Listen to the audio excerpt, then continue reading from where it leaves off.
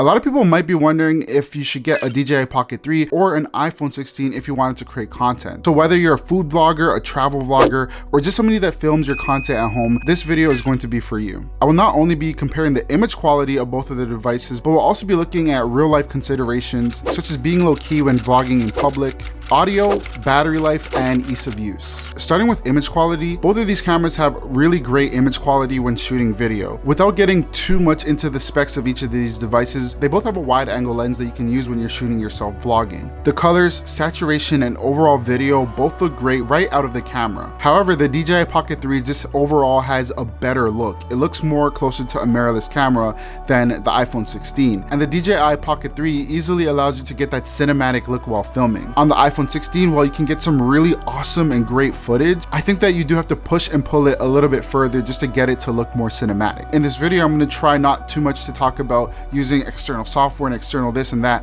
I just kind of want to focus on what these devices give you. Now, with that said, the DJI Pocket 3 allows you to go into a pro mode and fine-tune the settings a lot more. And while you can do that with the iPhone using third-party apps, I feel like the experience is a lot better on the DJI Pocket 3. And honestly speaking, I think that a majority of people that are buying this specifically for vlogging don't really want to tinker with too much settings and kind of want to know how it's going to be used out of the box. For me personally, I do like being able to change and tinker with my settings on the Pocket to make it look a lot better, whereas the experience with tinkering with your iPhone is just, it's not there yet. And I'll get into the camera control function, but even that is a mess on the iPhone 16. Both have the ability to shoot slow-mo, but the iPhone 16 cannot shoot 4K 120. If you don't know what that is, it's buttery, super smooth, high quality 4K. So there is an advantage of picking up the Pocket 3 if you did want to shoot a lot of slow-mo with your camera. Overall, I do think that if you were to compare the image quality of the iPhone 16 and the Pocket 3 beats it in every single area. It also is really great at low light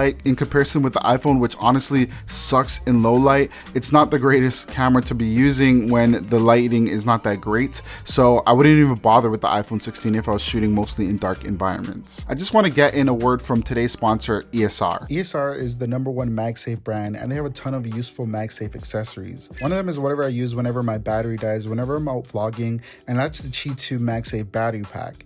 This is a 5000 milliamp per hour charger that's ultra compact and so convenient whenever I'm in a pinch. The battery features cool charging, and that's because of the sensors and AI algorithm inside. That means no overheating, which is always a plus. It charges the iPhone 15 Pro to around 84% in only 2 hours and 25 minutes. I also think it's very handy when I'm filming footage of myself because it has a kickstand, and that means I can film myself. And the kickstand's also very convenient whenever you're watching content, you're on the go, and you can do it in portrait or landscape mode. ESR also has one of my favorite stands, and that's a 3-in-1 MagSafe Qi 2 charger with Cryo Boost. This is the fastest iPhone 15-watt charger with MagSafe, and one handy feature that keeps your iPhone from overheating is this cooling fan, and it keeps your phone cool for faster charging thanks to the Cryo Boost. The best part of all is that it is affordable. It's not going to break the bank. On the iPhone 16, I usually keep the stash stand.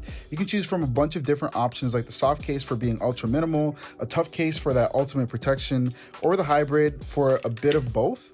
These cases still allow you to do the super fast MagSafe charging and is overall very sleek, slim, and durable, and they all look good. So if you like what you see, go ahead, support the channel, and check out these accessories from ESR today.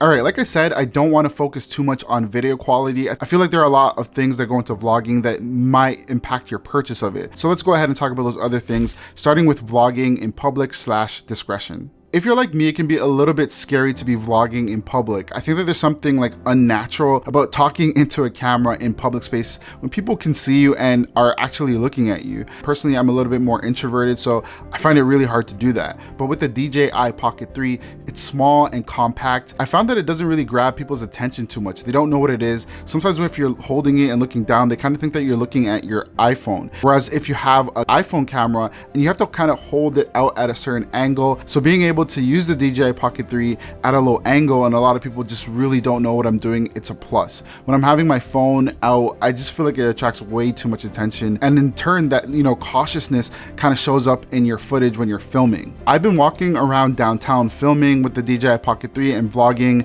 capturing different B-roll shots, and I'm sure that a lot of people didn't even know. They're just going on about their day. For me, this is a big plus, especially when you're starting out vlogging and filmmaking. Let's talk audio. Audio is probably more important than video quality when it comes to vlogging, because if the audio in your footage is off, you're gonna lose your audience. Now this year, Apple added a really great innovation in the iPhone 16. Just right out of camera, raw, the footage out of the camera sounds really, really good. Look at her, baby. She's so cute. Come on this side. Bless you. Bless you.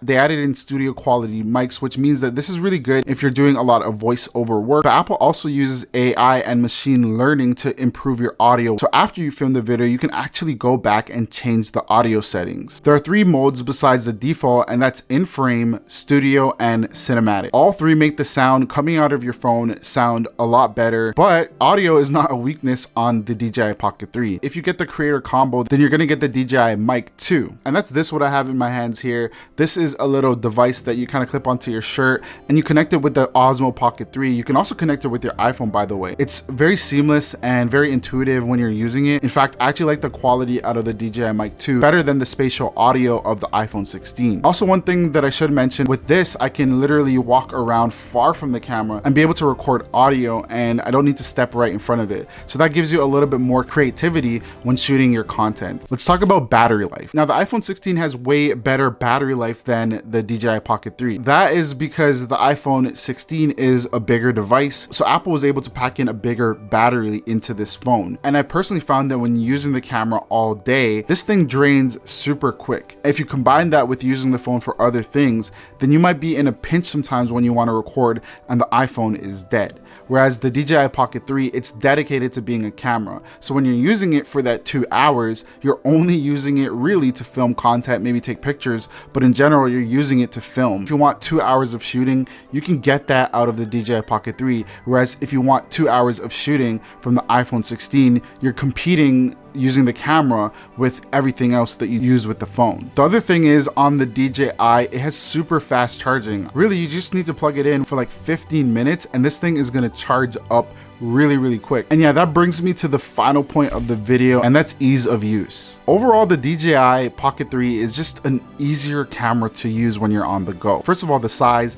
combined with the quality means that it's just a device I tend to pick up more if I want a quick shot. It can literally fit in your pocket, but then on top of that, it has a gimbal and a built-in stabilizer, and that alone makes it better for filming content than the iPhone 16. It also has a bunch of neat features packed into it. For example, the subject tracking with autofocus. All you have to do is double tap your face on the screen, and then if you're holding it at the side and walking, you don't really need to look at the camera and make sure it's focusing on you. The DJI Pocket 3 has a front-facing camera. That means that when you're holding it out and vlogging yourself, then you're going to be able to frame yourself accordingly. On the iPhone 16, you're going to want to use the back cameras because those are the better cameras. So if you're using the back camera, you cannot see yourself, and that means that you might be kind of framed incorrectly and it looks a little bit unprofessional and weird. And yeah, Apple did add a camera button to this year's iPhone 16, but personally speaking, I've been using it mostly just for taking pictures and videos. The camera button on the iPhone 16 doesn't make it any easier for creators, if I'm being honest.